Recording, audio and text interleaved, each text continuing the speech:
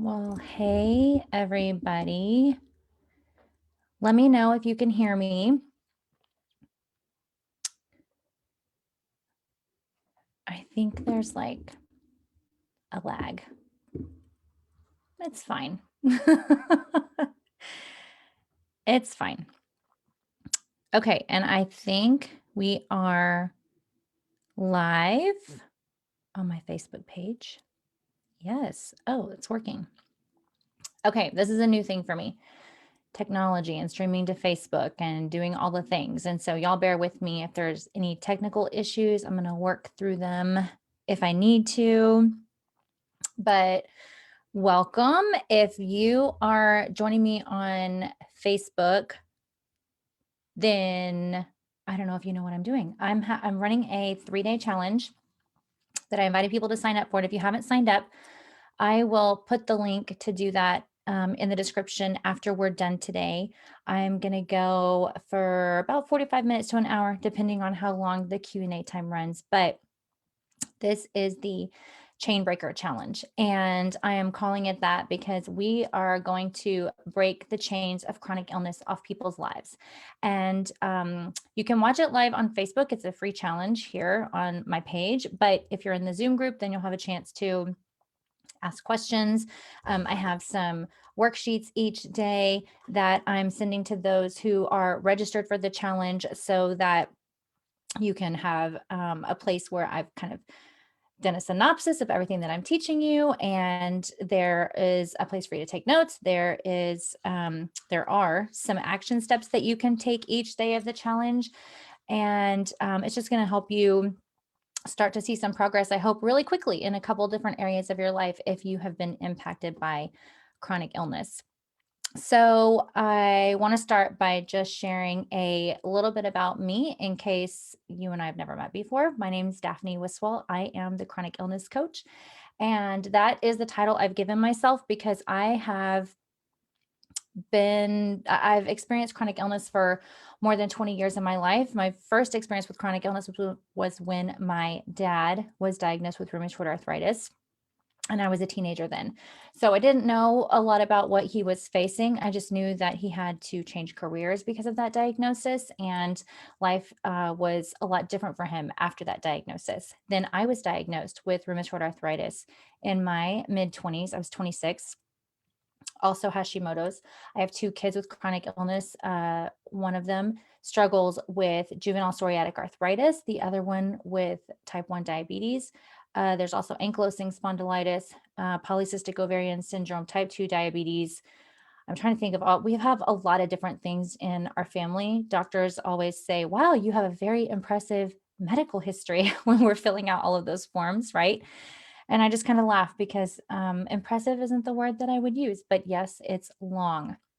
So I gave myself the title of the chronic illness coach because after years of struggling with all of these issues, I started to get sick and tired of being sick and tired. And if you're here, you might be sick and tired of being sick and tired too. I was probably 31, 32 years old when I decided that I wasn't going to live with rheumatoid arthritis anymore. I just basically decided this isn't going to be my life. I'm not going to be sick all the time. I don't want to be hurting all the time. I refuse to live this way. I just basically felt really stubborn about it. And my doctors didn't know how to teach me any other way than what they had learned, right? So doctors learn to practice medicine and to treat illnesses. I don't think they learn how to prevent illness or how to reverse it unless they're, functional integrative doctors. And we're seeing more and more of that now. It wasn't really available when I had decided that I wasn't going to live this way. So I made this decision and I didn't know what I was going to do or how I was going to reverse this condition that is irreversible or how I was going to stop living in pain, but I knew that I was going to do it.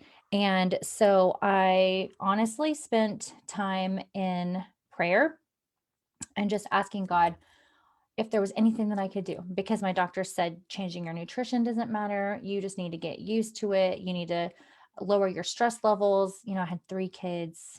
They were ages 7 and under. My husband worked out of town 6 weeks at a time. You tell me how I was going to lower my stress levels. So I kind of laughed and and thought, okay, if they're not going to help me, God's going to help me. And got all my wisdom basically from straight from the source, straight from the healer, the great physician. And he gave me a framework and said, eat this, not that. Do this, not that. Talk to these people, not those people. Boundaries. And basically walked me on a journey that took about 2 years.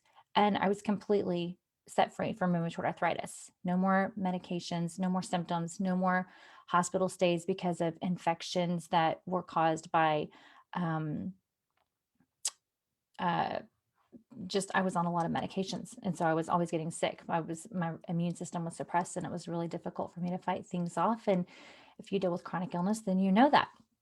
So that's why I'm here today. For several years, I have been coaching people, mostly one-on-one, and helping them reduce chronic pain, reverse type 2 diabetes, lower A1Cs naturally, lower their cholesterol, lower their blood pressure, lose weight, balance hormones. And I love this work that I get to do. And so I'm excited about this challenge.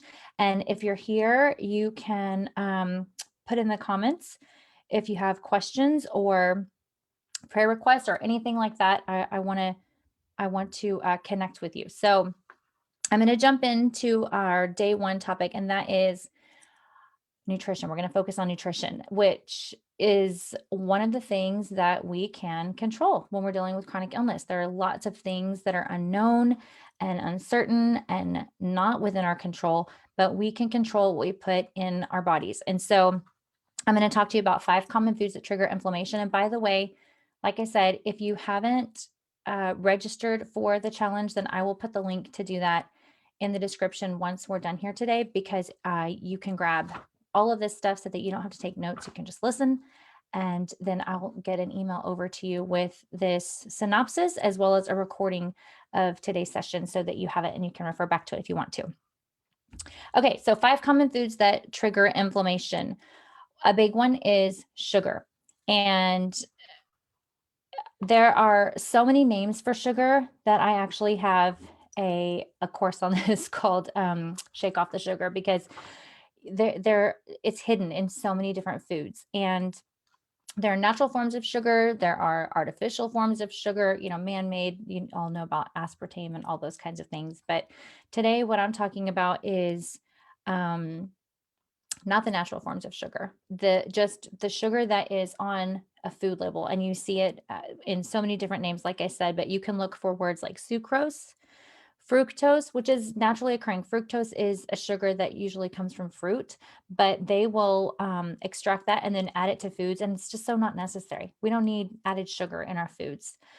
Glucose, lactose is milk sugar, dextrose, sorbitol, mannitol, maltitol, xylitol. Corn syrup is basically sugar that's derived from processing corn. So corn syrup, high fructose corn syrup, all that kind of stuff.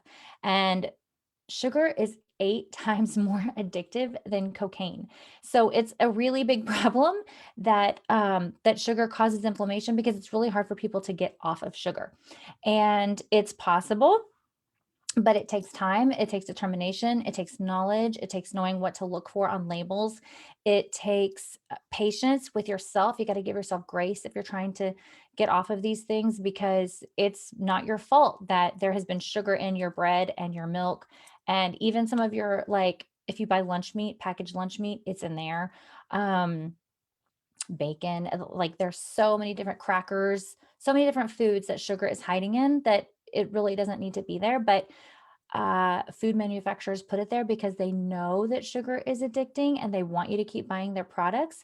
And that's not to say anything bad about all the different food manufacturers. I'm glad that a lot of them exist, because I can just run down to the grocery store and get what I need and come back home. I don't have to grow all of it myself, which would take a lot of time and effort. But sugar is a big one. So it's really important to be looking for those names of sugar on labels. And also, a really easy way to avoid all of those sugars is to just shop the outer aisles of your grocery store. So if you think about how your grocery store is set up, and you walk in, and usually there's, produce, and then you keep walking and there's a meat section, a dairy section, there's eggs, all those kinds of things, then you stay on the outer perimeter of the grocery store and you're going to be avoiding a lot of sugars. And then, if you want to add things into your diet like grains or beans, then get the dry version, because you're not having to read the package. If you're just getting long grain brown rice or dry black beans or dried pinto beans or dried lentils, there's not sugar in any of those things. It's the canned goods that you have to kind of watch out for. So those are just some tips on sugar. Okay, so the second common food that triggers inflammation in a lot of people's bodies is milk or dairy. And this is another one that is hidden in a lot of different places that you wouldn't suspect. There's dairy in crackers, there's dairy in bread. There's dairy a lot of times in, like, say you want to get a pre-packaged chili or taco seasoning or whatever. A lot of times that it'll say whey on the package. That's dairy. So if you think that you might have a sensitivity to dairy, then there are a lot of places that you need to be looking for it. And I actually have a link in this handout from today where you can go, because it's pages and pages long, of all the different names for dairy that you need to look out for on labels if it's something that you want to try and cut out. So like I said, if you're not signed up for this challenge, then I'll post a link so that you can do that after this video is done, because you're going to want that link so that you can go and look for all the different names that you need to look for on labels. And another thing to know too is, if you're eating out is a big one for people. They're like, well, how am I going to have a real life and get together with people and avoid these things if I can't read the labels at the restaurant? And so I tell my clients that when you go out to eat, the main thing to know about dairy is people, and I'll never, who was it? It was someone recently that I said, okay, we need to make sure that the chicken isn't cooked in butter. And they're like, well, why do they cook it in butter? I don't know, but a lot of restaurants cook their meats in butter, and they steam their vegetables and then they plop butter on them and let it melt. And so just ask your server to make sure that they're not cooking your meat or your vegetables with butter. Okay, I'm going to check real quick to see if I have any comments over here. No. Okay, we're good. So we're going to keep going. Another big common trigger for inflammation is gluten. And gluten is wheat, barley, rye, but there can be cross-contamination with other grains that don't contain gluten naturally, but because of the way that grains are processed, one plant might process wheat, barley, and rye, but also process oats or rice or cornmeal. And so oats, rice, and cornmeal don't contain gluten, but if they're manufactured in the same plant as the gluten containing grains, then there can be cross-contamination. And so that's something to be aware of. And you can look for on labels something that says certified gluten-free. There are several brands that will make sure that the factories where they're manufacturing these things or packaging their products do not have any gluten containing grains. And that way there's no chance for cross contamination. And so Bob's Red Mill is a great brand. I'm trying to think of some other ones, but you'll just look on the label for certified gluten-free, and then you'll know that it's safe for you to eat that without having to worry about cross contamination. Okay. The fourth common thing that can really trigger inflammation is factory farmed meats. And man, this is a big one. I actually have a little story to share with you, because this was one of the biggest aha moments I had in my own journey. Because and I don't tell all of my clients to do this, and I don't believe that there's any sort of specific diet or nutrition plan for specific diseases. I think that we need to observe what's happening in our bodies and listen to our bodies and trust what they're saying to us. And that takes time and patience and practice, right? But I started my journey by cutting out all animal products. And that's just something that I felt like the Lord told me to do. And so for 2 years, I had a strictly plant-based diet. And let me tell you, it was not even the healthiest plant-based diet. I was eating those, um, what are they called? I can't even remember the brand, but now when I go read the ingredients, I'm like, oh my gosh. So I don't want to bash the brand, but it has ingredients that aren't that great.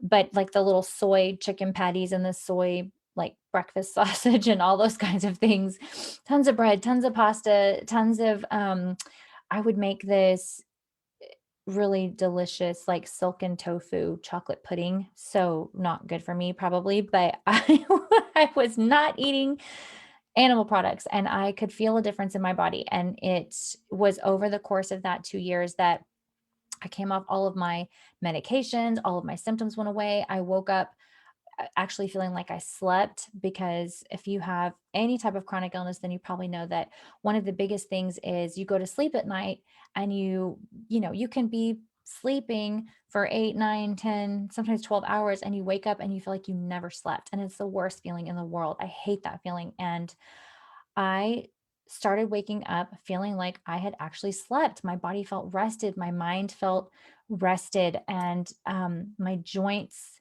felt good. I could get up, I could move, I could stretch. I didn't have to go stand in a hot shower for half an hour.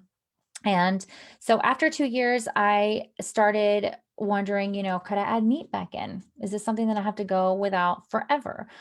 Because a lot of times, if you're in a process of gut healing, cutting something out doesn't mean that you need to go without it forever, unless you have a true allergy, of course.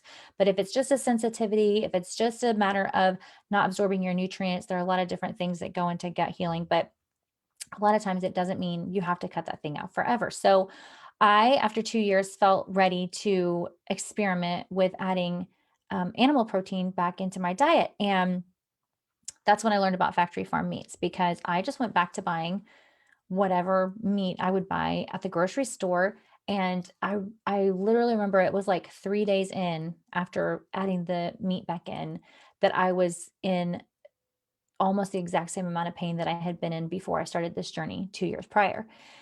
And I thought, okay, that's it. Nope, I can't eat meat. I can't eat animal protein. And I was really sad, because I thought this isn't fair and I don't want to have to not eat meat. And I miss barbecue. I'm a Texan and I miss barbecue and I miss smoked sausage and I miss a good hamburger and all of those things. And so I felt really sad, but I just dug into some um research. Like I just started researching. Um, and I don't even remember exactly where I started learning about factory farm meats and the difference between that and grass fed and finished and pasture raised pork and all of those things. But when I started to make the investment in the meats that are not $1.99 a pound or 99 cents a pound or whatever it was back then, I realized that I could eat them and I didn't have any joint pain. I didn't have any symptoms return. I didn't have any, um, you know, hot, swelling, redness, none of that stuff. And so I became a firm believer in not using factory farm meats, because I could feel the difference that it made in my body when I was eating something that had been pumped full of hormones and antibiotics and things that our bodies just were not designed to know how to digest um, or utilize. We don't need that stuff. We don't need extra hormones. We don't need extra antibiotics. So no to factory farm meats. It can create all kinds of inflammation in the body. And then the last one is alcohol. And I feel like that doesn't even need an explanation. You just know that that's something that's going to cause inflammation. And so use it very sparingly. Okay, I also wanted to tell you guys about some things that you can swap out, because if you're listening to this and you're feeling really overwhelmed and thinking, how am I going to cut all this stuff out of my diet? Or do I even need to cut all this stuff out of my diet? How do I know which of these things I might be sensitive to? I want you to know that you should not do what I did, because in the beginning of my journey, I decided that I was going to throw out all the things and just completely start from scratch and learn how to cook brand new meals. And I had the time for that. I was a stay-at-home mom and my husband worked out of town and my kids were really little. And so I was experimenting, but I would get so frustrated. I cannot tell you how many times I was like, I'm going to get rid of all of these offending foods, take all this out of my pantry. I'm going to buy all these new products and start cooking with these things. And I would work on a recipe and put it together. And me and the kids included, like not just the kids complained, but I didn't want to have anything to do with what I had just prepared. And so it went in the trash and we drove through Pizza Hut or Chick-fil-A or, it was like totally defeated the purpose. So Don't do what I did. Don't throw everything out. Don't think you have to completely overhaul everything that's in your fridge, pantry, and freezer overnight. I think that that is the surest way to get super discouraged and frustrated and want to give up on this journey. So I like to teach people to take just one or two little action steps, make one or two small changes each week. Because if you can make one or two changes and build that into a habit, and then add one or two more once those don't feel difficult anymore, and then one or two more, and then one or two more, then before you know it, your lifestyle of eating looks completely different than it did before. Um, I used to drink, 6 to 7 sodas every single day. No water, no water. Like, I thought water was the grossest thing on the planet, and I never wanted to drink it. I couldn't figure out how other people made themselves drink it. I drank coffee. My husband taught me how to make sweet tea. This is the South after all.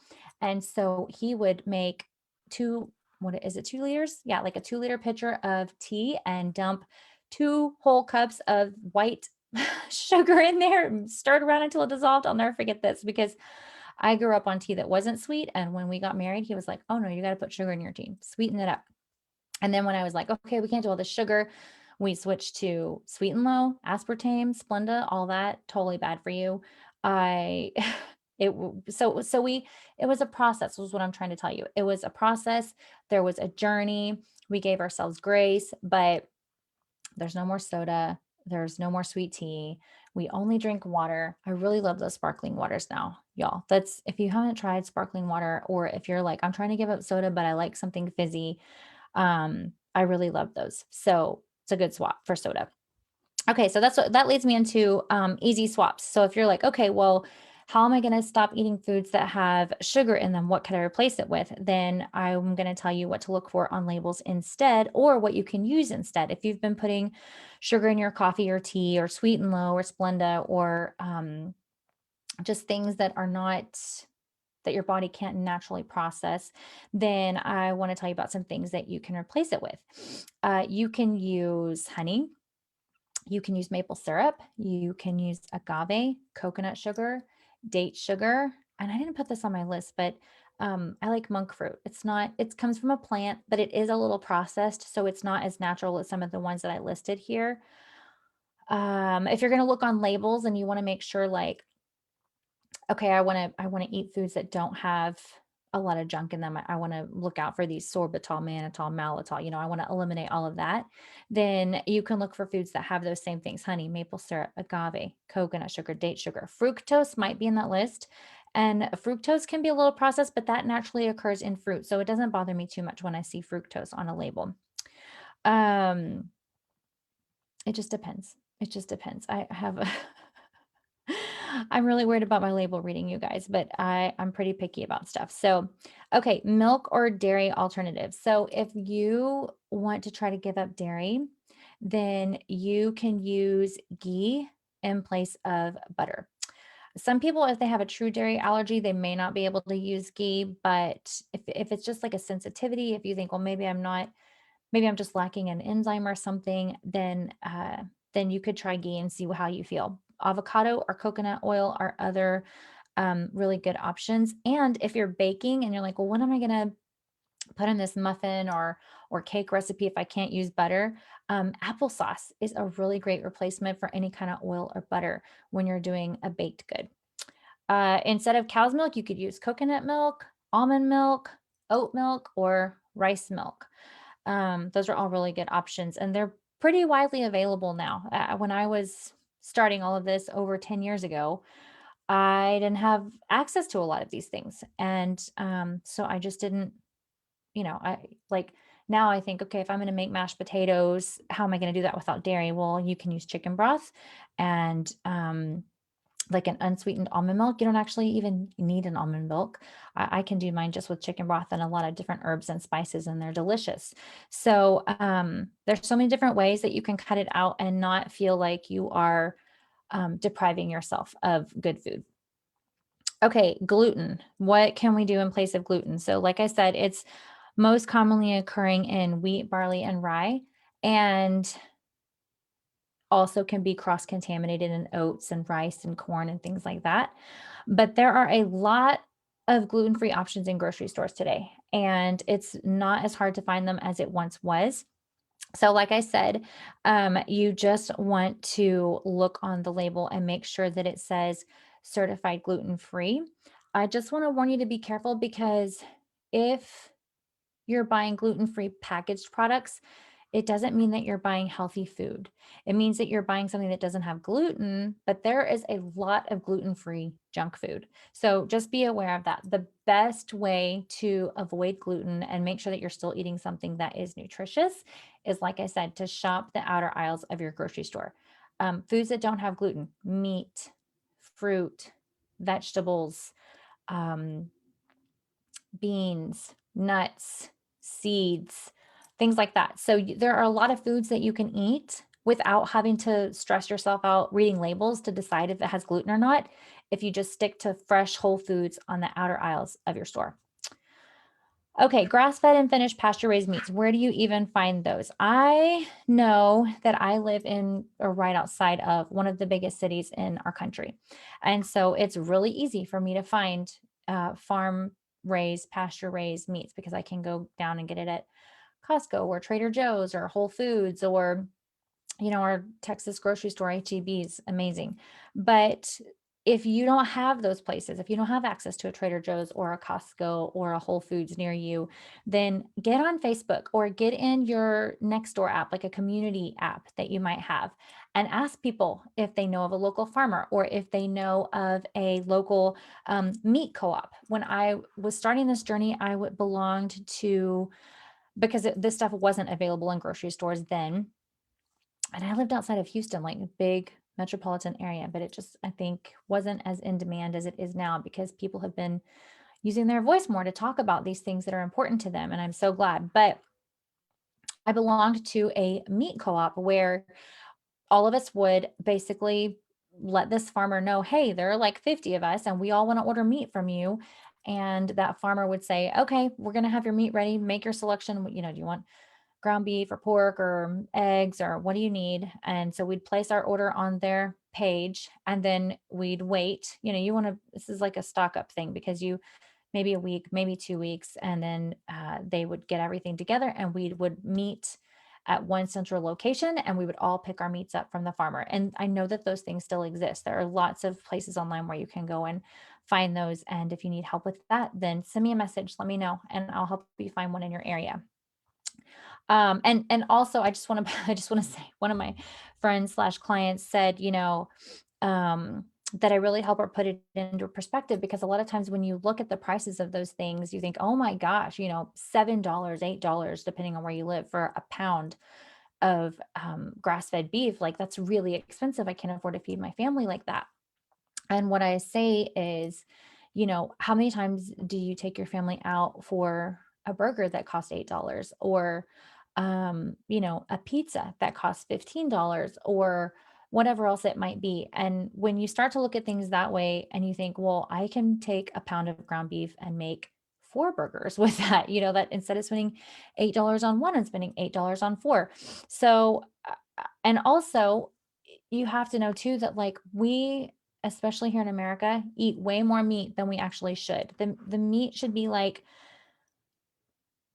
your side dish almost. Like, you really should be filling your plate up with fresh fruits and vegetables and healthy fats, and then your meat should be a side thought, in other words. And so you don't need as much of it if you think of it that way. Uh, so I think everyone can afford to eat that way if they look at it as an investment, because I promise you that spending $8 on it is a lot cheaper than spending money on the care that you will need to treat whatever it is you have going on after the inflammation from the factory farm meats has wreaked havoc in your body. If you're already dealing with chronic illness, then you know how expensive treatments can be. So, okay, I'm done with that part, and I want to tell you just one more time that if you haven't signed up and you want the link, I'm going to put it here in the comments, and that way, okay, I'm done with that. You're going to hear me talking. I'm messing myself up on my phone. That way you can sign up and get these nutrition focused action steps that I have for you today, because it's going to help you think of just a few ways that you can start to change what you are doing. And it's some little simple, like, check in with yourself about some things, um, action steps that you can take about finding the meats, action steps that you can take about maybe rethinking what you have in your pantry and what you can replace it with. So I'm going to put the link, like I said, so that you can sign up and I can send you the email and you can get this little worksheet from today. And also, I want to make sure that you have a way to ask questions. I've got a link in there for you to ask questions and submit prayer requests, because I want to stay connected with you and see how I can help you either begin or continue on this journey of unlocking your healing potential. So that's all I have for you for day one. If anyone has any questions, then feel free to put them in the chat or the comments. I'm ready to answer them. But I am just going to say a quick prayer over everyone, because whether you're watching live or you listen to this later, I want you to know that God sees you right where you are and He cares about what you're facing and it matters to Him. So let me just.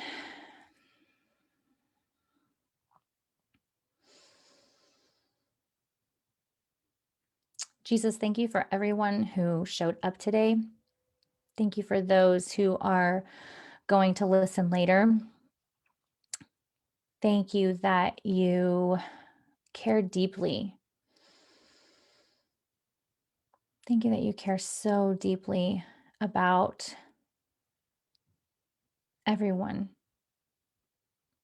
Thank you that you care deeply about these ones, these specific ones who showed up, who need help, God, who need support, who need to be encouraged, who need answers.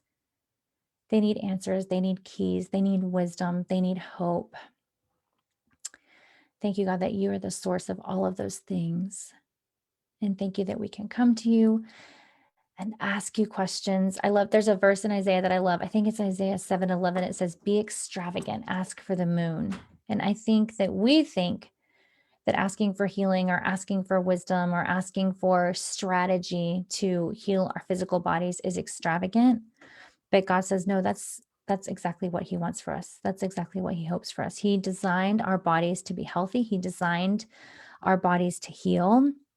And so thank you, Jesus, that you give us all the tools and the strategies and the direction and the wisdom that we need to do that. Thank you that in partnership with you, we can hope for futures that seem impossible right now, maybe for some people. I remember feeling like that. I remember feeling that what I hoped for was impossible, that there was no way. I mean, even my doctor said that there's no way that this is going to go away. This is for life. You're always going to be in pain. You're always going to be hurting. You need to just get used to these recurring infections. And I say, no. I said no. and and God showed me that all things are possible. And if all things are possible for me, then all things are possible for you. One of my mentors, who is also a really precious friend of mine, taught me that the testimony of Jesus is the spirit of prophecy. It's a verse in Revelation, I think. And so I just declare that you have access to everything that I have access to. And what's possible for me is possible for you. There's nothing that's impossible for you. And so I am just thanking God in advance for your testimony, for your story of freedom, for your story of hope, for your story of perseverance and commitment to your own health and your own healing. And I am just excited. I'm excited at what He's going to do with you and for you and through you. And I hope you're excited too. Ooh, I'm thinking about that song. What is that song? I'm not going to sing, you guys, but it's Get Your Hopes Up. I'll share it in the comments. It's such a good song. I love it so much. And I bless you to get your hopes up, because good things are on their way to you. Okay. I'm looking at the questions in the chat now. Where can we find the written information that you went over? That came in an email. So if you didn't get the email, then I'll have the link up here for you to sign up so that you can get all of those resources in your email, because I'm also going to be sharing this recording. So I'll make sure the link is here for you to get the written information. And someone else said, when I have inflammation of nerves in my neck and shoulders, I sometimes get migraines. What would you suggest as the first step to take to begin healing this kind of inflammation? Okay, I first of all think that it's important to find out if you have any of these food triggers. So I would say, have you ever done any type of an elimination diet protocol? Because if you haven't done an elimination diet protocol, then you may not know that some of these foods are triggering inflammation, and even healthy foods can trigger inflammation. So some people can be really sensitive to beans, grains, oats, eggs. Eggs is a big one, you guys. I didn't realize how much inflammation I have when I eat eggs. And there are ways to heal from that if it's not a true allergy. I don't have a true allergy. But yeah, I would say the first step would be to do an elimination diet protocol. And we can talk more about that if you want to message me, um, so that I can give you some steps to take to start on that journey. And someone else said, I would love to stop taking Excedrin for headaches as well. Okay, so some things that you can do if you get headaches are, first of all, as soon as you feel it coming on, you need an ice pack on your neck.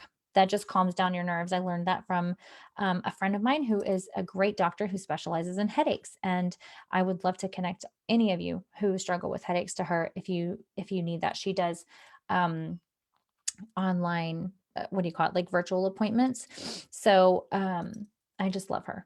But okay, so ice pack on the neck, and also you can take ginger. Ginger is really great for um, slowing down a headache and closing your eyes, deep breathing, and also being aware of what is happening when the headache comes on. So, are you feeling sleepy? Are you feeling stressed? Did you just have a really difficult conversation with someone? Because all of those kinds of things can trigger headaches as well. And so just being aware of what's happening around the time your headache is starting and what you're doing to intervene can make a huge difference. So, hope that helps. All right. I am so grateful for all of you. So glad that you were here today. And like I said, if you're signed up for the challenge, then you're going to get this recording as well as the written information, as well as a link so that you can submit your questions and your prayer requests. And I will be back with you tomorrow, same time, noon Central Standard Time.